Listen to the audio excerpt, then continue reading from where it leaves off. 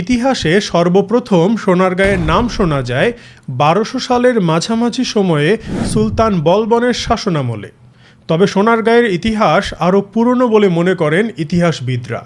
এমনকি তারা মনে করেন আজ থেকে প্রায় ২৫০০ বছর আগে কৌটিল্যের অর্থশাস্ত্রে তিনি পূর্ববঙ্গের যে মসৃণ সুতি কাপড়ের কথা উল্লেখ করেছেন তা মূলত ছিল এই এলাকার তৈরি করা বিখ্যাত সেই মসলিন।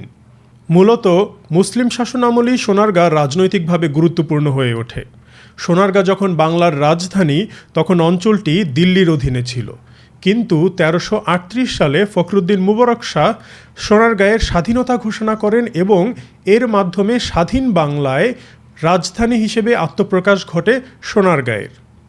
ফখরুদ্দীন মুবারক শাহ এরপর ক্ষমতায় আসেন শামসুদ্দিন ইলিয়াস শাহ, গাজী শাহ, সিকান্দার শাহ, গিয়াসউদ্দিন আজম শাহ, সাইফুদ্দিন আজম শাহ, আলাউদ্দিন হুসাইন শাহ সহ আরও বেশ কয়েকজন। ১৫০০ সালের মাঝামাঝি সময় পর্যন্ত স্থায়ী হয় বাংলায় স্বাধীন সুলতানি আমল। স্বাধীন সুলতানি আমলে সোনারগাঁ তার প্রাচুর্যের সর্বোচ্চ পর্যায়ে পৌঁছায়। সুলতানি আমলে বাংলা ভাষায় সাহিত্য চর্চা এক অনন্য মাত্রায় স্পর্শ করে। এমনকি স্বাধীন সুলতানদের মধ্যে সুলতান গিয়াসউদ্দিন আজম শাহ পারস্যের বিখ্যাত কবি হাফিজকে আমন্ত্রণও জানিয়েছিলেন পানাম নগরে। তবে বিখ্যাত সেই কবির যথেষ্ট বয়স হয়ে যাওয়ায় তিনি আসতে পারেননি।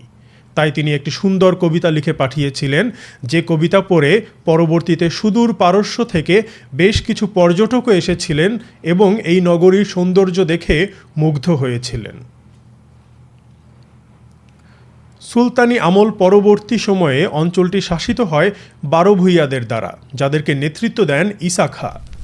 দিল্লির সুলতান আকবর বেশ কয়েকবার আক্রমণ করেন সোনারগাঁ দখল করার জন্য, কিন্তু প্রতিবারই ঈসা খাঁ তার শক্ত নেতৃত্বের মাধ্যমে মুঘলদের প্রতিহত করেন।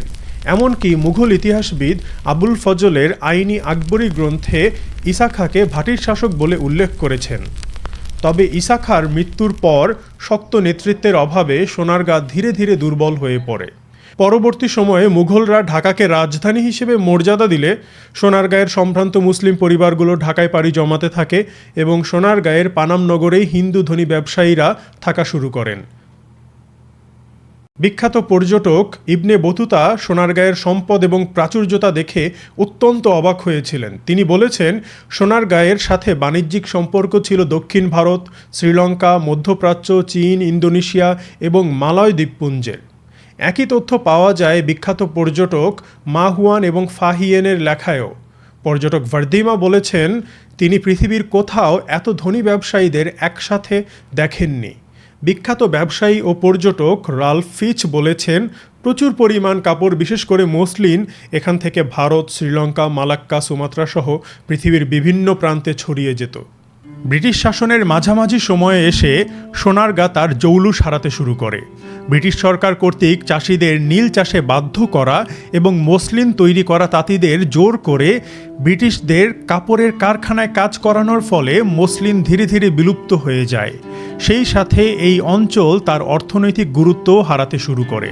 1840 সালে জেমস টেইলর পানাম নগর ভ্রমণ করে বলেছিলেন, পানাম নগরের কাপড়ের সুখ্যাতি ধ্বংসের দ্বার প্রান্তে পৌঁছে গেছে।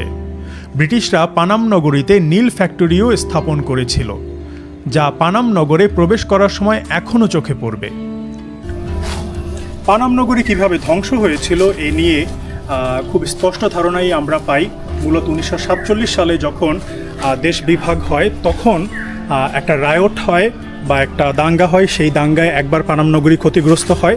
তারপর 1964 সাল এবং তারপরে আবার 1965 সাল এবং চূড়ান্তভাবে 1971 সালের পরে এই পানাম নগরী পুরোপুরি জনমানব শূন্য হয়ে পড়ে এবং এখানকার যে অধিবাসী তারা এখান থেকে অন্যত্র চলে যায়।